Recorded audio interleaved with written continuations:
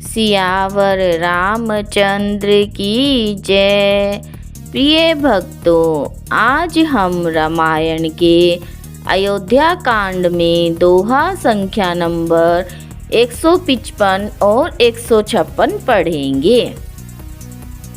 प्रिया बचन मृदु सुनत नृपु, चितयऊ आँखि उघारी। रामा चितयऊ आँखि उघारी, तलफत मीन मलिन जनु, सिंचत शीतल बारी। सियावर राम जय जय राम, मेरे प्रभु राम जय जय राम। इस दोहे का अर्थ है, प्रिय पत्नी कौशल्या के कोमल वचन सुनते हुए राजा ने आंखें खोलकर देखा, मानो तड़पती हुई दीन मछली पर कोई शीतल जल छिड़क रहा हो। धरी धीरजू उठी बैठ भुआलू, कहूँ सुमंत्र कह राम कृपालु। कहाँ लखनु कह राम सनेही, कह प्रिय पुत्र बधु बैदेही। इन चौपाइयों का अर्थ है, धीरज धरकर राजा उठ बैठे और बोले, सुमंत्र कहो, कृपालु श्री राम कहाँ हैं, लक्ष्मण कहाँ हैं, स्नेही राम कहाँ हैं और मेरी प्यारी बहू जानकी कहाँ है। बिलपत राउ बिकल बहु भांति, भई जुग सरी ससी राति नराति। तापस अंध शाप सुधि आई, कौशल्य ही सब कथा सुनाई। इन चौपाइयों का अर्थ है, राजा इस प्रकार से विलाप कर रहे हैं तो उन्हें प्राचीन समय की एक बात याद आती है कि उनको श्रवण के माता पिता ने श्राप दिया था। वे ये कथा कौशल्या जी को सुनाते हैं। इन चौपाइयों का अर्थ है, राजा व्याकुल होकर बहुत प्रकार से विलाप कर रहे हैं। वह रात युग के समान बड़ी हो गई, बीतती ही नहीं। राजा को अंधे तपस्वी श्रवण कुमार के पिता के श्राप की याद आ गई। उन्होंने सब कथा कौशल्या को कह सुनाई। भयऊ बिकल वर्णत इतिहासा, राम रहित धिग जीवन आशा।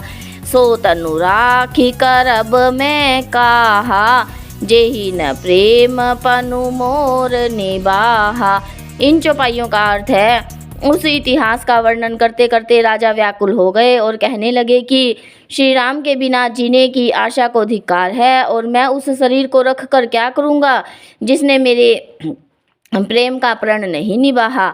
हा रघुनंदन प्राण परीते, तुम्ह बिनु जियत बहुत दिन बीते।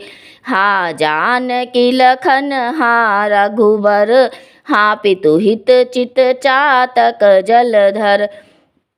इन चौपाइयों का अर्थ है, दशरथ जी विलाप करते हुए कहते हैं कि हा रघुकुल को आनंद देने वाले मेरे प्राण प्यारे राम, तुम्हारे बिना जीते हुए मुझे बहुत दिन बीत गए।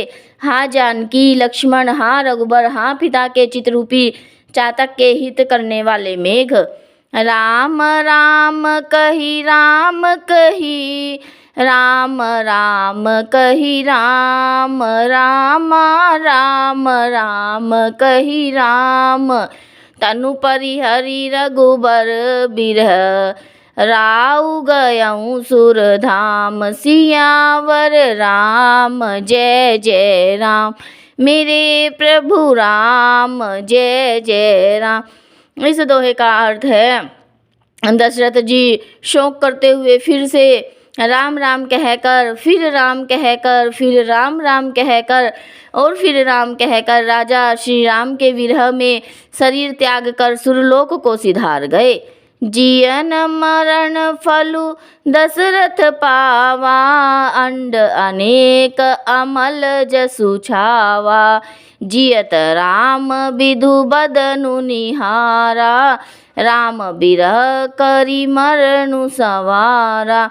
इन चौपाइयों का अर्थ है, जीने और मरने का फल तो दशरथ जी ने ही पाया, जिसका निर्मल यश अनेकों ब्रह्मांड में छा गया। जीते जी तो श्री राम जी के चंद्रमा के समान मुख को देखा और श्री राम के विरह की निमित्त बनकर अपना मरण सुधार लिया। शोक बिकल सब रोवहि रानी, रूप सीलु बलु तेज बखानी। करहि बिलाप अनेक प्रकारा, परहि भूमि तल बारहि बारा। इन चौपाइयों का अर्थ है, सब रानियां शोक के मारे व्याकुल होकर रो रही है।